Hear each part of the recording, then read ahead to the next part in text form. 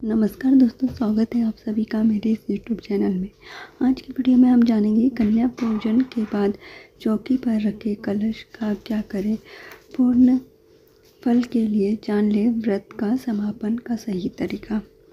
तो चलिए video start करते हैं। कन्या पूजन के साथ ही नवरात्रि व्रत संपूर्ण माना जाता है। इसके बाद माता की चौकी पर स्थापित कलश का क्या किया जाए, इस बारे में लोगों को ज़्यादा जानकारी नहीं होती है। चलिए आज इसकी सही विधि जानते हैं। पूरे 9 दिनों की धूमधाम और पूजा पाठ के बाद अब नवरात्रि का पर्व समापन की ओर बढ़ गया है। नवरात्रि की अष्टमी और नवमी तिथि पर कन्या पूजन के साथ ही नवरात्रि व्रत पूर्ण माना जाता है।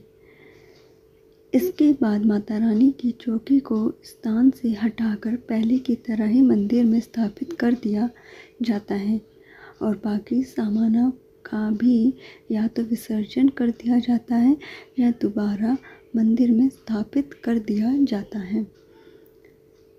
माता की चौकी पर 9 दिनों के लिए एक कलश की स्थापना की जाती है।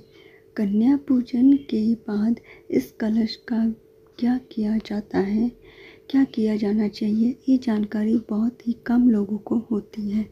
तो चलिए आज जानते हैं कि इस कलश का क्या करना चाहिए। कलश का करें विसर्जन। नवरात्रि के पहले दिन घट स्थापना यानी कलश की स्थापना की जाती है।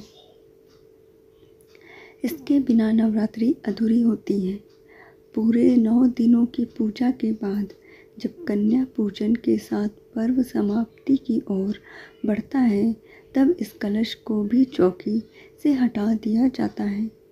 इसके लिए सबसे पहले कलश के ऊपर रखी नारियल चुनरी को हटाकर अलग कर लें।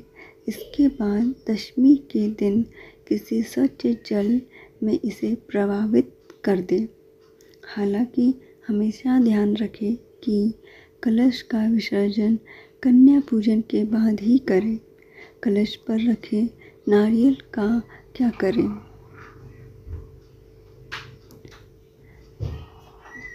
पूजा समाप्त होने के बाद कलश पर रखे नारियल को आप प्रसाद स्वरूप किसी लाल कपड़े में बांधकर अपनी तिजोरी या जहाँ भी आप अपना धन रखते हैं वहाँ रख सकते हैं।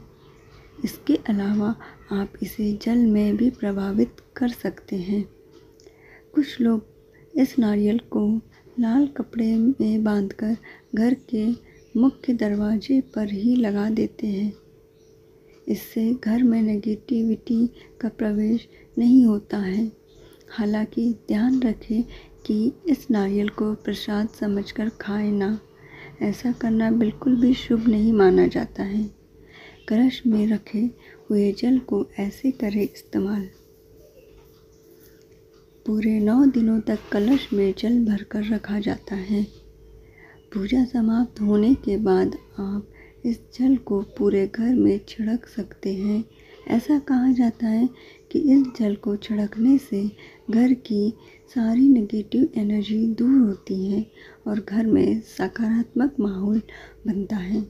इसके अलावा आप इस जल को तुलसी या किसी अन्य पौधे में भी डाल सकते हैं। हालांकि ध्यान रखें कि किसी भी हाल में इस जल को किसी गंदी जगह पर ना डालें।